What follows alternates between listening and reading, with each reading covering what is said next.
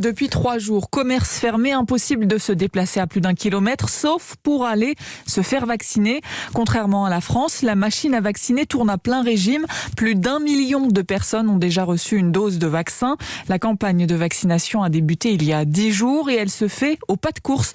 Reportage de Clotilde Bravko dans l'un des centres de vaccination à Jérusalem. Ils sont plus d'une dizaine, serrés dans une petite salle à attendre leur tour.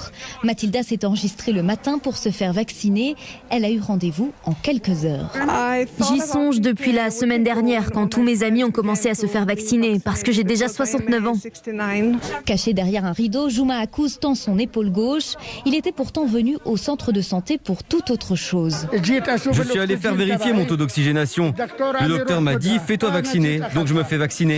Prenez une grande inspiration. Tout va bien, monsieur ? Je n'ai rien senti, pas de douleur, rien. 8 infirmiers vaccinent à la chaîne. 2 questions et hop, une injection. Le tout en quelques minutes seulement, explique Maïs Alayan.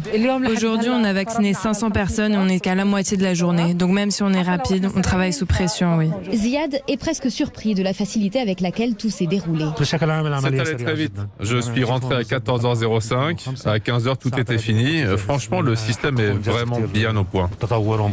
Le gouvernement israélien assure vacciner plus de 100 000 personnes chaque jour. Selon le ministère de la Santé, toutes les populations à risque devraient être immunisées d'ici fin janvier. Jérusalem, Clotilde Bravko, Europe 1. Et dans le journal de 8h, on reviendra longuement sur l'organisation de la vaccination dans le monde. On parlera notamment des États-Unis où 2 millions d'Américains ont été vaccinés. Oui, mais ce n'est pas assez, dit Joe Biden. Le président élu des États-Unis déplore des retards dans la distribution des vaccins anti-Covid et dénonce le plan du gouvernement Trump.